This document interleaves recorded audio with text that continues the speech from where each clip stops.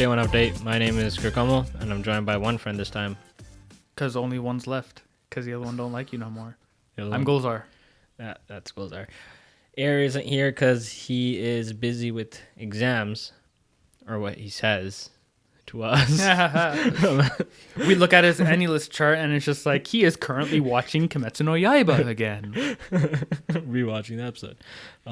Yeah, he has exams, so it's just going to be me and Gulzar. So we're going to be talking about some topics that really Air doesn't really care about.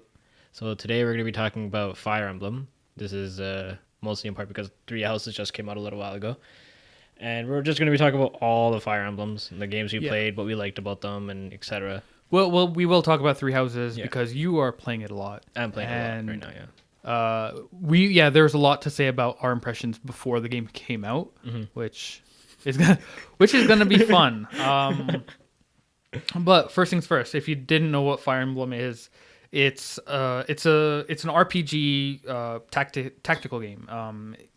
Basically, you see a top-down view of a grid, and you send your units at war towards the enemy units. They can only move so many spaces.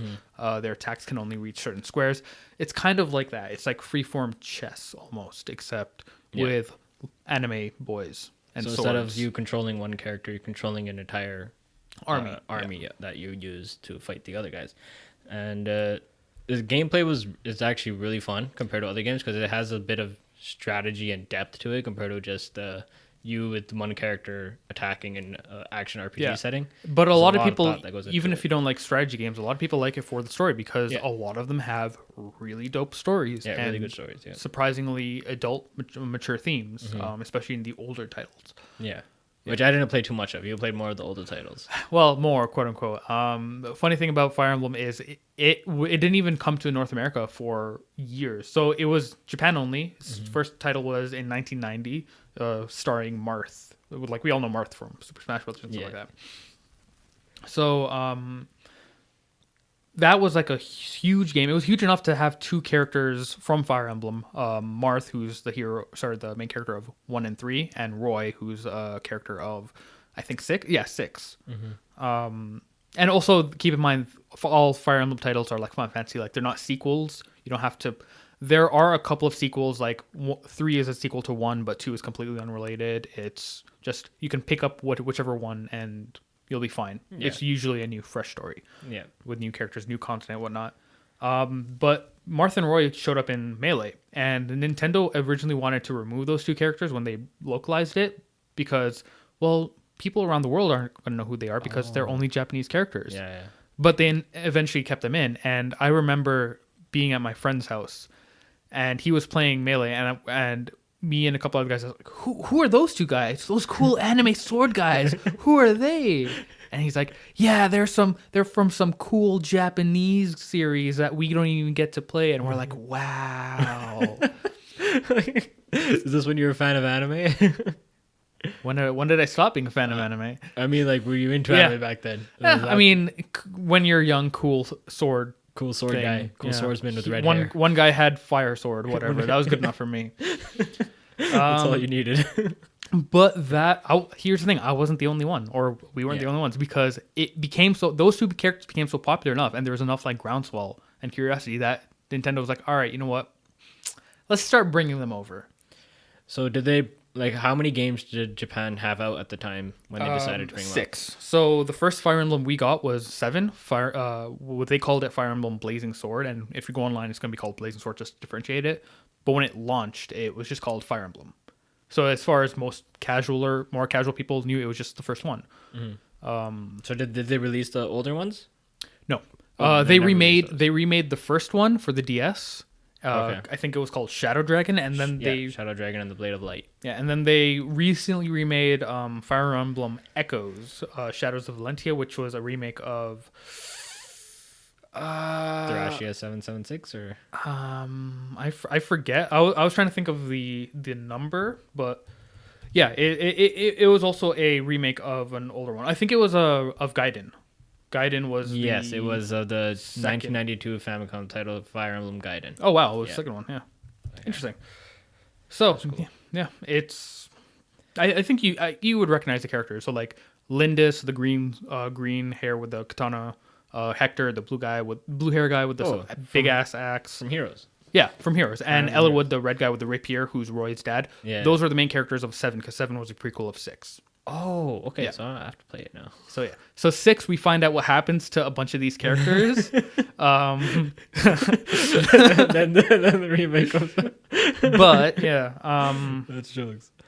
Yeah, I didn't play Fire Emblem. I didn't even really know about Fire Emblem until you mentioned it to me when you were playing on the Game Boy. And then I still never played it, but then Awakening came out and it looked really cool. And I'm like, oh, and the cover art was sick for Awakening. That was such a cool cover art. And then I bought it, and I played that game to death, man. I loved that game. Yeah, it was. You would not be the only person, because Awakening. Here's the thing: as much as I loved Fire Emblem, and enough as a lot of people love Fire Emblem, it wasn't doing so great in sales at the time. So when they were making Awakening, which was the first 3DS release for it, it was essentially, all right, this is make or break time. If this doesn't sell well, we are killing off Fire Emblem for good. Yeah. Like, if this does not do well, series is done. So we might as well just throw everything at the wall and see what sticks. So it's like character creator, like you are a protagonist who is a unit, which has never been done before. Yeah, that's the first time this happened in a Fire Emblem game as well. And it became amazing, and it sold like crazy. And then after that, that's what Fire Emblem became. Fire Emblem became Awakening. So it's a lot like how Persona started at 3, because that's where the social link started, and that's where the half and half school in daytime and then Dungeons Night thing started. So now all of them are like that. That's essentially how the later releases for Fire Emblem were. They're a lot more. What's cool is though, like, even though like if the dev team wasn't like pushed against the wall to make this game, Fire Emblem probably wouldn't be around anymore. That's true. It's probably because they were pushed that far that they made such a massive, amazing game. They very much had to say, you know what, forget about tradition, forget about like things we felt like we had to do. Let's just try, because what do we have to lose? And it worked out for them. And Fire Emblem Awakening is also the first game, I think, when they had the casual mode, right? I think Awakening was the first one. I mean, they had difficulty modes before. But like, as in like where when they die on the battlefield, they still come back in the game. Yes, sort of. I remember Fire Emblem 7, the first Fire Emblem that came stateside. That the quote unquote easy mode was the first 10 chapters, which is essentially the prologue. So anybody who dies there, they're gone for the rest of the prologue, but they come back after chapter 11. Oh, You just have to find them in their storyline. But yeah, the casual mode is just if they die here, then they respawn the next one, because we all know what happens. People like me who play Awakening, it's like, I'm not a casual, and then when we lose a unit, we just reset the game. We keep saves coming reset in the game over and over, but because that's the Fire Emblem way. Yeah, that's how it's always been done. It's like, I don't want to have that character be killed because of a dumb RNG or like my dumb mistake. You just sent some guy randomly in the middle of it, or like I misclicked, or he missed a 99% hit. Like this is, what is this, XCOM? What the hell? Oh my god, I Awakening gave me so many panic attacks or anxiety because of like when you think about like, oh, should I send this character here? Then you see like you have to check because I don't think in Awakening they had like the rewind. Not the rewind, but I know in Three Houses they have like when you move a character up, it shows a line of attack, which shows what characters are going to attack you if you move to that area. No, but you could. Well, in all Fire Emblems, even like in 7, if you go over the enemy and click on them, you see their red square. Yeah, which you can see the red square. But if you have multiple characters in that red square, it doesn't tell you which one he's going to attack. Right? Oh, I didn't know. This one tells you which one he's going to attack. I didn't know Three Houses did that. Yeah, actually, it has a line that just goes straight to you and tells you who's going to attack. And at Awakening, you never knew that, right? So you're like, if I send him here, there's a chance that he'll attack my tank guy over there, but there's also a chance he'll come here, and I don't know. Does that not make it too easy? Because I feel like the mystery of not knowing who they're going to target first is kind of the strategy of it, right? Yeah, it does. Like if you. Is there a way to turn that off? I don't know. I didn't look for it. Okay.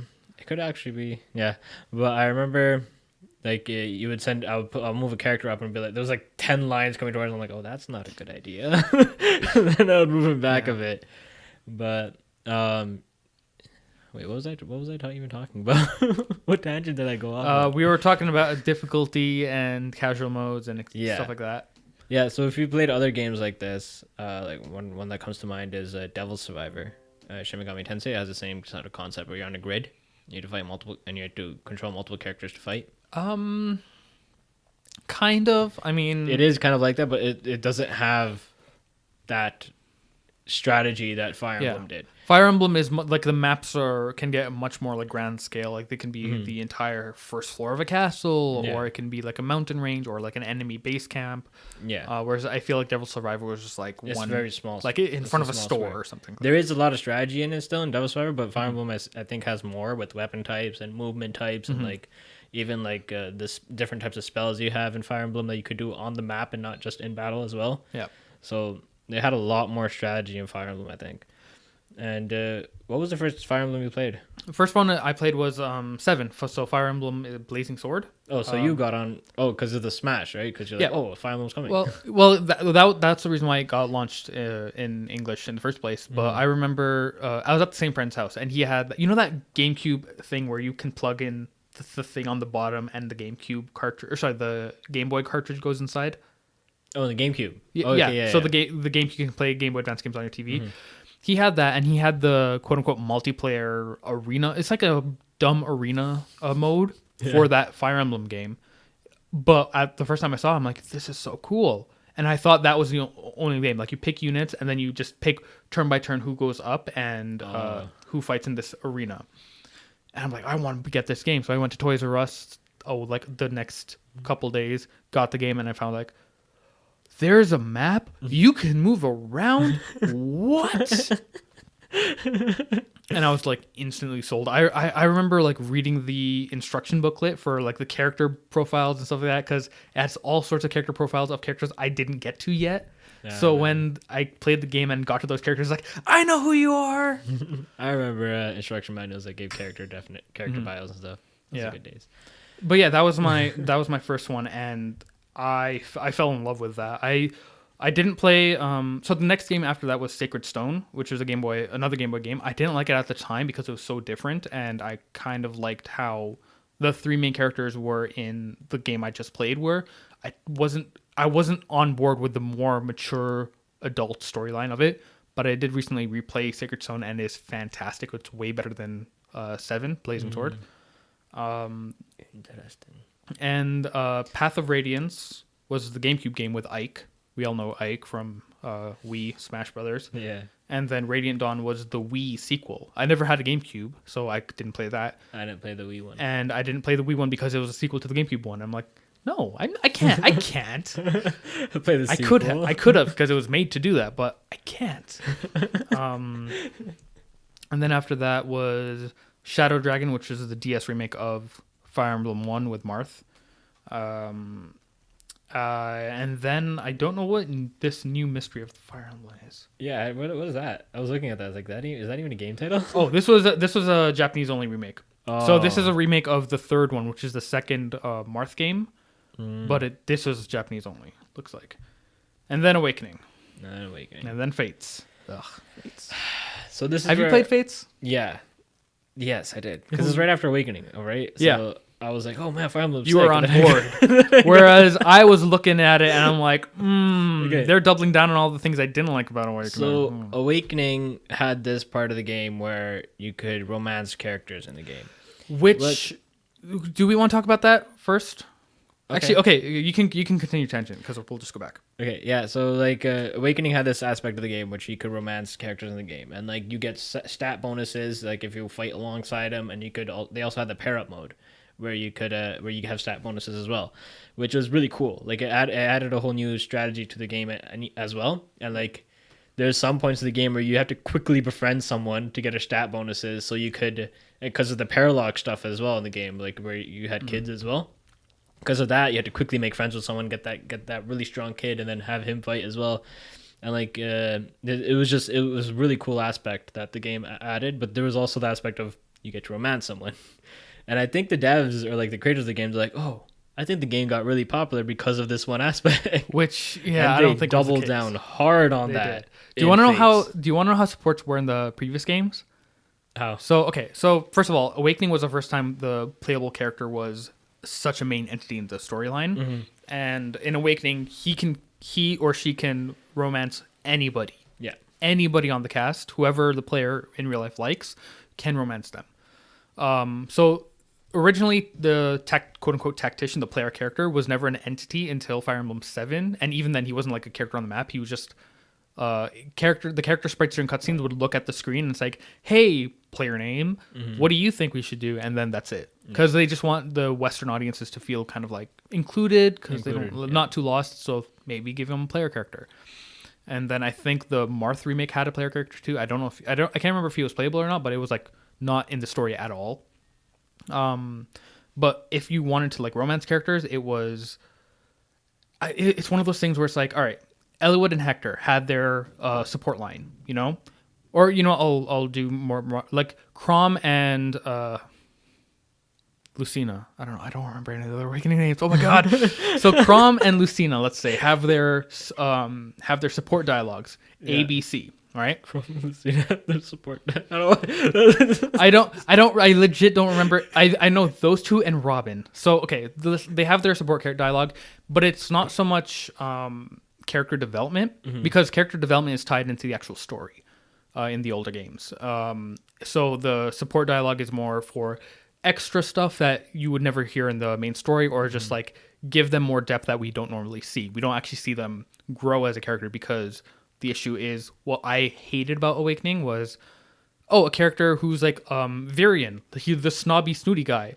He's snobby snooty, and then when you A rank him with somebody, you find out, he's actually really deep and stuff like that. But then when you start a C rank with somebody else, he's back to being snobby and snooty. Yeah. which is like, which why? is really strange. And it's just like the character development is locked in the supports and only in certain supports. So when you play the main storyline, these characters feel flat. And I feel apparently Fates was a lot like that, especially since they doubled down on the whole everybody can be romanced by the main character.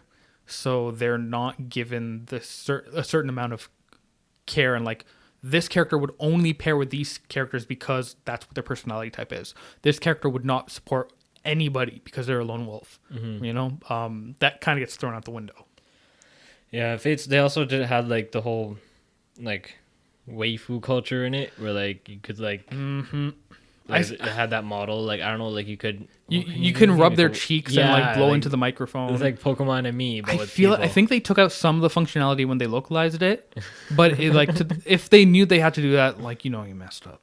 Yeah, it had that. It was just weird. Like they put so much effort into that the rest of the game kind of took like a back burner. Yeah, and a lot of the character designs also.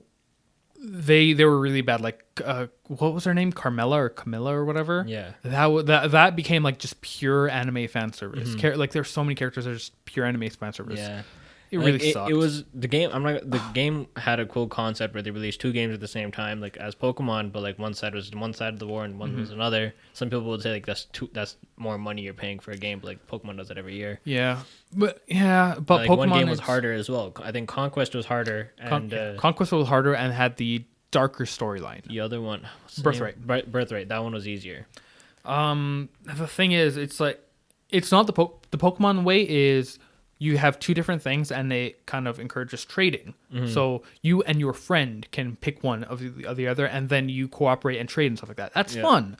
What's not fun is, all right, you have one, you buy Birthright, and then you have to buy and replay essentially the same game in order to get the third route. The third route is locked either behind DLC or whatever. And it's like, all right, well, this third route is clearly the quote unquote canon route. So what's the point of these other two routes? Right? Yeah, it's kind of. I don't even think I finished the game. I think I have Conquest, and I don't think I finished it. But I have, yeah. I'm trying to remember how far I got into the game. I don't even think I got that far. How about Three Houses though? So Fates was a bit of a dip. We agree on that, and everybody agrees on this. And if you're listening to this, you don't have to play either Birthright or Conquest.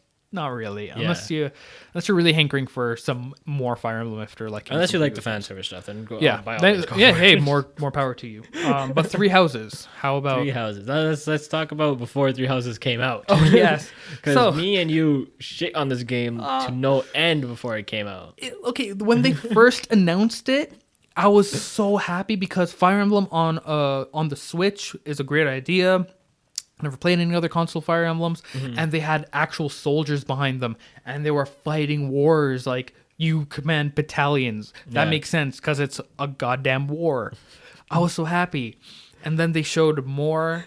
Then they showed the three house leaders, and I'm like, I'm not a fan of Edelgard. Edelgard's character design specifically looked Kind of bland. kind of bland and just appealed to as many people who like certain anime tropes as possible. Yeah. Claude was different, and Dimitri just looked like a discount Prince. No, he looked like a discount President Shirogane from Kaguya Sama, Love is War. That's what he looked like to me the entire time. He looked like him. He just looked like exactly like him. And then the more I saw of the game, the more gameplay I saw. It's just like for some reason in marketing, they focused on like some of the weirdest aspects of the game. Like they focus on, hey, you are a teacher. Yeah. You essentially teach at Fire Emblem Hogwarts. You get to bone any student you want. Which is a huge gray line though. Like it's just funny because you and me had the same reaction. As soon as we saw it was a school setting and you're a teacher, you and me and everybody in the world had the exact same thought. Oh my god, we're gonna have to. It's funny because like they only show the school setting. If they showed the other aspects of the game as well, and didn't just focus on the school setting as the main seller, it wouldn't have this problem. I get Nintendo wanted to not spoil, quote unquote, spoil it, but it's like if your spoiler is it's actually a good game, then I would accept some spoilers in the marketing because they're like, it's not even a spoiler. They're like, oh, you have to boost up your students' morale to make sure they're happy that they're studying, or to boost their morale to like make sure they fight properly or something like that. And it's just like this is just give a shit. This is like Persona except more boring, and it's just like character management. Like I'm babysitting a bunch of characters. It's like, not fun. I remember me and you were making fun of the tutoring section as well, where like you had to tutor them in specific skills to boost their skills and stuff like that. Remember that recent E3, the Treehouse demo? Yeah. It's like, all right, here we're gonna show off Fire Emblem Three Houses, and here's some houses. Hey, you can have dinner with any student you want. Hey, they have hearts over their head. That means they're gonna fight better. And then they're about, all right, let's show you a battle, and me and you are like, yes. Actually, no, wait. Let's show one more school thing. So they hover over battle and then they back out. I'm like, no. Yeah, it was kind of that first like 3 months before the game came out. Me and him were just so disappointed. Yeah, I legitimately. So you know what sold me on this game? Two things. First, the Easy Allies review. Like I forget the guy's name, but he was saying it, and in his preview, he was straight up like, "Yeah, it's not fan servicey at all." Like. I don't know, like Nintendo may have like advertised it in a certain way, but it's not at all. It's super dark, super serious. I'm like, okay, cool. I'm still not sold on it. Yeah. And then on Resetera, I see the spoiler thread because it was leaked. Somebody got a copy, and then I was looking through it and looking at all the story spoilers, and I'm like, this is pretty dope. Yeah, this is pretty cool. It's just it sucks that I had to see the endings and like a lot of spoilers to be sold on the game. But I'm still sold on the game, even though I know the endings. That's how much I like the storylines, basically. Yeah, and even like it's not just the story as well. Like the gameplay aspects as well that they add into the game is actually very smart. It actually adds a lot of depth to the game. So let's assume people have only played Awakening. What's the difference between Three Houses and Awakening, other than like the school stuff? Obviously, like the gameplay, the actual when you're fighting the war. So when you're fighting, so they have or anything you want, really. So like in gameplay wise, they have I guess they added new. I guess did they have demon beasts in previous to Fire Emblem games, like big monsters you have to fight? I don't think they did. I mean dragons are a staple. Like those are a frequent final boss. Yeah, like but big like, they're dragons usually static. They don't really move. Like I remember in Awakening, they didn't move. Yeah, you're right. Right? Am I wrong about that? No, there's beasts in the game, and they cover up 4 blocks, and they move. Right? Oh, and you have to attack different sections of it's either you focus on one section and weaken it from that section and keep attacking it, or you attack it from all sides. So Monster Hunter. Yeah, so no, of course, I guess. But like it also has like multiple health bars, right? You have to take his health bar down first, and then it gets another health bar, you have to fight it again, take it down again, you have to weaken its defenses again and take it down again. Right? That sounds like it could either be really cool or really annoying. It adds a bit of depth to it because then the monster also has AoE attacks, where he attacks multiple blocks at once, right? So like you have to predict that and like move back so you don't get hit by it, because some of them are devastating and they deal a lot of damage. And then you need to move back and attack them again, and you have to also watch out for the enemy characters that are coming from the side as well to attack you as well, right? So that adds quite a bit of depth into the combat, because you have to take into account a whole nother unit that's completely different from humans, right? And they don't have the pair up thing like Fire Emblem Awakening did. So you pair up with people and you get stat bonuses. It only happens if you're adjacent to that character on the battlefield. That's how it was in the older ones as well. There was a pickup, like a pickup option. So it's like if you're a cavalry unit, you can essentially pick up somebody who weighs less than you and then carry them to another point of the map and then drop them off. I was thinking like Disgaea, where you could pick up like 10 characters at once and just throw them. Fastball special, this random knight with a bunch of armor. I have a question actually. So I know Awakening had this where characters can become like 5 different classes or whatever. Like this swordsman can become a bunch of different types of swordsmen. Because in original Fire Emblems, it was just your starting class and the one class you can promote to, and that's it. And this is huge. You can pretty much go any route you want to in this game. So basically, every character is the protagonist from Awakening. Not really. So they start off focused on one thing, right? And if you want to change it, you can, but a lot of people just stick with the same aspect. If the guy uses the lance, you're gonna stick with classes that use lance, right? But it's also pretty smart, because what you can do is, if you build your characters properly, you can teach them a bunch of different skills, right? And then you could promote to a class that allows you to use different skills, because not every class can use magic, right? So even if you have magic skills unlocked, like a swordsman is not going to be able to use magic. Yeah. Or like they're not allowed to use lances. They have to be the specific class. Yeah, so you could do a swordsman first, level up his sword skills, and then go to a mage, and then use the sword as well as using magic at the same time. Interesting. Right? So you can make different combinations and stuff. So that kind of worries me, because one of the reasons why I stopped playing Awakening was, all right, so Gale Force is the best skill in the game by far in Awakening. So I want to get as many characters getting Gale Force as possible. So I'm going to grind on and repeat these missions, which is new in Fire Emblem, because you never could in Awakening. Like before Awakening, you could never repeat missions. It was just level up as you go along the storyline. And if you didn't grind a character enough, then grind him in the next level. That's all you get to do. But can you like repeat missions? Does it get to the point where it's like, all right, this is too strenuous, like I want all my characters to be this specific class because it's so overpowered or broken or whatever? So you can, to a point where so do you remember like how you had the section where you could explore the monastery?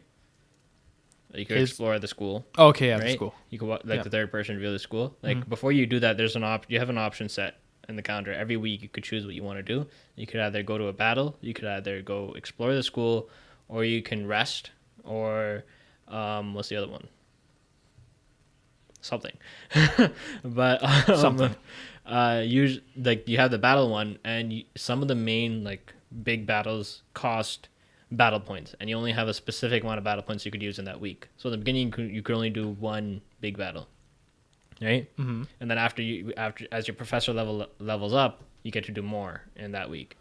So it's one battle a week you get to do, sort of. But then if you do that, you can explore, right? So you pretty much sacrifice one thing to do the other. Oh. But there are battles that don't cost battle points as well, so you can do that as much as you want. So there is an aspect where you could grind missions and level up your characters, but like that the mission is not going to level up. It's not going to get tougher and tougher as you level up. So the amount of experience you get is going to drop significantly after a while, right? So there's that. But like I haven't really gotten to a point where I had to do a battle over and over and over again, right? Like but the option's there. The option is there. Okay. But then there's also the thing like, you give up exploring the monastery, so you give up on leveling up your professor levels, or gathering materials that you could use to fight in the battles as well, or just overall like talking to your students as well. So it's not necessarily better to like, if you want to level up your students and make them better, it's not necessarily just repeat battles over and over. It's do other things with them, like teach them, tutor them, give them group tasks and stuff like that. Sort of like it's pretty cool, because in battles your skills that level up are the ones you use. So like if he has a sword equipped, his sword skills gonna level up, obviously, right? But in class, you could teach him like, oh, since he's not using a lance, I'm gonna tutor him in the lance stuff. So he gets like some lance skills. As just well. find the smallest, wimpiest kid, and it's like, hey, learn battle axe. Yeah, exactly. you could literally take like the most random character and be like, all right, learn a bit of battle axe so you get one of these abilities I could equip to you, right? So it adds a bit of depth in like how you could build your character as well, because you could level up skills that you don't really get leveled up unless you use those things. Okay. So like at the beginning, I wanted this character to be a flying character, right? In order to promote to a flying character, you have to get flying level to a certain level, and you don't really level up flying unless you're flying. So the only way to do it is by teaching them. So we assign them group tasks, which they do weekly unless you change it, or you could assign them goals. So every week in class when they study, that skill will get some experience. Okay, I don't know if I'm totally on board. I do kind of like the regimented, like, you're only allowed to do this, this, and this. And if you want a flying unit, go recruit that flying unit. Would you say that this is like is it structured in any way? Because it feels very, like, completely unstructured, completely you can do whatever you want type thing. Or is there some structure to it? You can, but like it's a lot of work to like completely change characters' abilities, because they start off at like everything else is E, but like the skills that they're focused on are going to be like a D or something. Everybody's a Pegasus unit. Yeah, Everybody flies Pegasus. but like Oh god, a bow user! Quit mission! but Pegasus users are also very strong because Yeah. their movement isn't hampered at all. Their right? movement is always So- good. They always have huge magical resistance. And so the fact that you have to work towards getting that getting that person to actually be able to be a flying unit, it adds a bit of difficulty in the beginning half of the game because you don't have any flying units at all in the beginning. Get on this bird horse. But I'm afraid of heights. Get on this bird horse. But it's also overpowered. They have this aspect of the game that completely changes some of the aspect of being a flying unit, being weak to bow and arrows. So you could dismount. Like, wait, what, hold on. What do you mean dismount? As in get off Well, and not be weak to bow and arrows. so why not just do that? Because at worst, A lot of people do that. you're just a foot soldier with a lance, and as long as you have your attacks, you're good. Yeah. What the hell? So you move, dismount, and then you're like, just like Okay, fine. When I play this game, literally everybody's gonna be a Pegasus unit. I'll play the game 3 times, as many times as there are story routes. Everyone's gonna be Pegasus. What the hell? Yeah, they have that part. So even if you're a horse, even if you're as a mounted unit, you could also dismount as well and just get off. That's so dumb, but it's so cool. It's cool. You know what I feel like? Have you seen the Dragon Ball Z Broly abridged thing? It's so dumb, but it's so cool. But it's so dumb. Yeah, it's pretty funny because there's character in the game. In the beginning of the game, she's very strong. Like she's probably the strongest character in the game. Which unit? Lycetia. That is the mage. I remember reading certain things about her. Like one of the She's very strong because she gets warp very early, and she could warp any unit basically across the map. So she could just send you to the end of the map, and you're just this overpowered character. So that's a skill now, because before it used only sort of like clerics and troubadours, basically anybody who uses a healing magic or healing staves. If they get that item, it has like 2 or 3 uses, and you can warp units around the map. Yeah, so it's then like it breaks. it's kind of like a unique skill, right? Okay. So But you could do it a bunch of times. oh yeah, so I forgot about that. So in this, magic I guess works a bit differently. So in the other games, you know how you had did it break? Did magic break? It was light, dark, and anima, which is elemental. Yeah. Oh yeah, but yeah, because it breaks like weapons, like because they use tomes like books, so they had weapon durability as well. Spells did. Yeah, spells. Okay. In this game, they don't break, but they have limited uses. So like in the beginning, like fire, where you can only use 5 times in a battle. But they come back in the next battle. They come back in the next battle. That's pretty good, actually. That's really good. So it's and then those magic people could also use weapons, but like you're not really going to use weapons. But weapons have durability, right? Because I know Weapons they have took that durability. out in Fates. Weapons have durability, Okay. so they actually do break. Is a weapon triangle back? Yeah. Thank God. It's not as a big aspect anymore. They don't have the weapon triangle permanently there that you see in the battle anymore. It's kind of like you just know. Yeah, I mean, yeah. For me, it's innate. It's kind of like it's less obvious in Pokemon because Pokemon's kind of like fire. Obviously, is beaten by water. Obviously, beats grass. But like, for me, it's kind of I've ran enough axe users against sword units as a kid to have learned my lesson. Yeah, and so weapons do have durability. But you can repair them and you can forge them to make them stronger. And if the weapons does break in middle battle, you can still use them, but their might is like basically just like 1 or 2. And you can repair them afterwards. Damage. Actually, can you? I just threw them out and just bought a new one. I never tried repairing a broken weapon. That's interesting. Because usually it's like ton of money. you get your silver sword and it's like, I'm gonna use you for boss battles, and then you never use it. Yeah, you can like you could repair weapons and then get their durability back up and then take it back into the fight. That's really good. But they cost materials, and at the beginning these materials are sometimes hard to get by, so you can't repair as much in the beginning. But after the game, those materials get abundant, so you could repair as much as you want. What else was I gonna say? Oh, you know what? I do know this little cool thing. So you know how you can recruit characters from outside your house? Because you have 3 houses. Yeah. Hey, because that's the name of the... Yeah. So there are 3 essentially factions that you essentially pick which side you want to be on, and then you can recruit... If you really like 1 or 2 other characters from another house, you can try to recruit them, but they're like, I'll only be recruited if you have enough sword strength, or if you're a high enough level, or you're really good at magic. So... that people have found out that if you're a female character, and there's a specific character in the Blue Lions, one of the best friends, the orange hair guy, what's his name? Wait, in Blue Lions? Yeah, Sylvian, yeah, the womanizer. Yeah. If you're a male and you try to recruit him, he's like, you have to have this guy. If you're a woman, he's like, all right, sold, see ya, bye. That's actually, with you to the end of the line. That's actually hilarious. So it's perfect. It makes so much sense. So if you're like a lunatic, if you're playing the lunatic patch that's going to come out soon, a lot of people are like, you're going to have to play a woman because of that one unit who is just immediate recruitment. Yeah. That can be the game changer. That could help a lot. Yeah.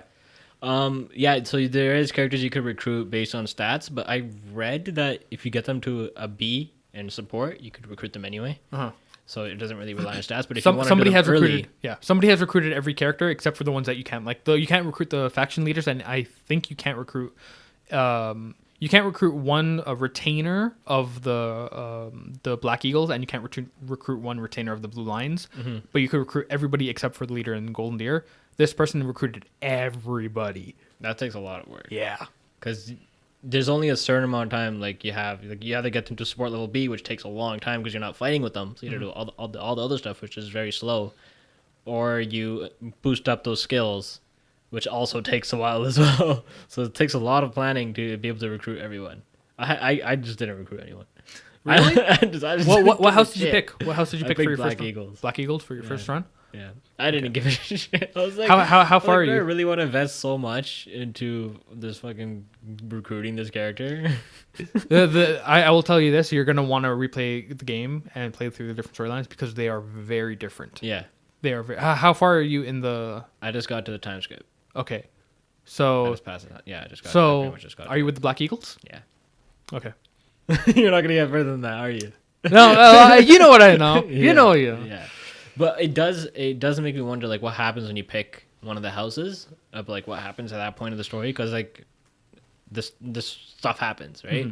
And it also is pretty, like, right when you make that decision of like, oh, like this is a huge decision, the game like turns black, and then just the 2 options show up and it says this will seriously drastically change the rest of the game, and then the 2 options are there, and you're just sitting there like, what the hell's gonna happen after this? It scares you to the point where you run to Google. It's like, help me. Yeah, I did. I was like, what happens if I pick this one? You know what I hate when it's like the most innocuous like dialogue option that you don't think matters ends up changing the ending or something like that. I remember in The Walking Dead, whenever you made a choice, it's like Clementine will remember that. Yeah, and like Clementine will remember that, and like it's pretty funny. Ultimately, it didn't matter. It ultimately didn't matter. All right. But that fact that when I got there and I made that choice, I was like, so what happens if I pick the other one? Because like it's a huge thing that happens, right? I'm hoping to play Three Houses soon, so we can do like a spoiler cast on it or something like that, and talk more in depth about it. Yeah, it does make me want to do another playthrough for sure because I want to see what happens if you like.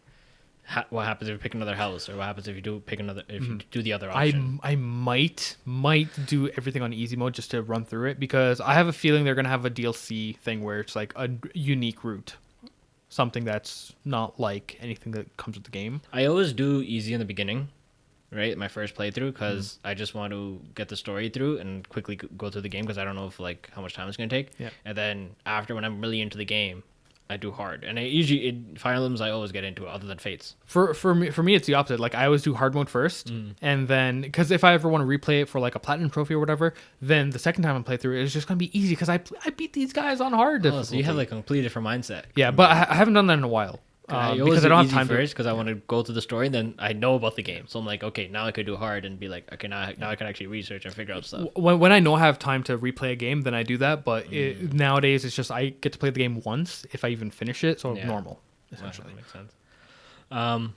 Yeah, like I just got to the time skip, so I don't know how much of the game is left, but it's a pretty big game. I think a little bit more than half. I think. Okay, so never mind. Either a little bit more or a little bit less. I'm pretty sure it's a little bit more. Okay, still that's a pretty long game. It's like it's a huge time hours.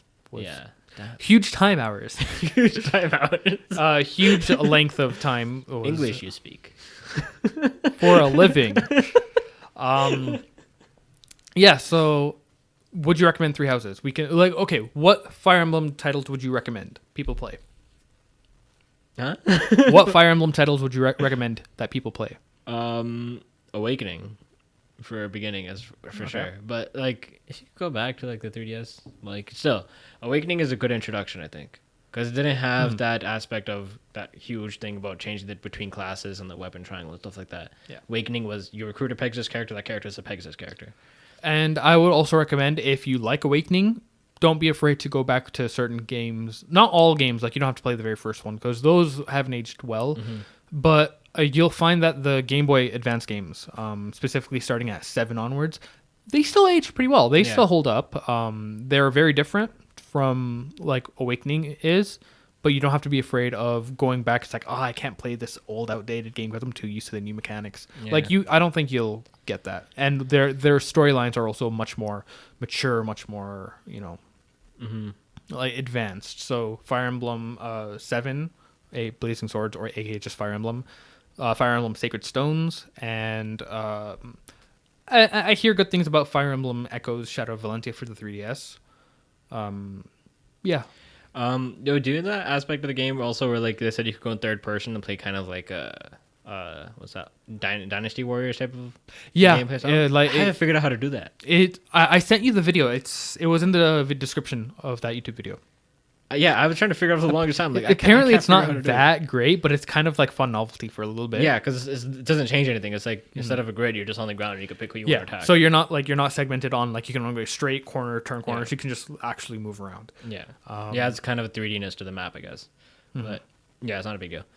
But when are you gonna play it? When are you gonna pick the game up? I'm waiting for like a sale, like because I feel. I could have pre-ordered it for $65. Yeah. But now that it's like $79.99, I'm like, well, it was at $65. If I get it now, I will have screwed myself. You screwed yourself. So I have to wait for $65 or better. But like it's getting to the point where it's like I'm probably gonna play it. Considering maybe this week or the next week, I'm just gonna bite the bullet and just get a full price. Considering the sales for it and the press it's been getting, I don't think it's gonna drop price until like it's a Nintendo fall. Game, right? Yeah, I don't think it's gonna drop price for a while. It may be Black Friday because that's a while from now. That's 3 months from now. 3.5 months from now. That's a long time. Man. Yeah. And you're already spending a lot of money in fall. How many games can we go to the fall? Oh shit. All right. Well, while I check my Amazon and Walmart pre-order listing, Gurkamal, where can they find us? They can find us on Twitter and Instagram at dayoneupdates, and you could also find us where else? You message us at dayoneupdatecast@gmail.com. Yeah, that's DAYONE updatecast@gmail.com. Air usually does this. I don't know. Okay. it kind of threw us off. Yeah. That's why I threw it to you. You asshole. Because I knew I'd mess it up. Anyways, yeah, that's about it. See you guys next time. Peace.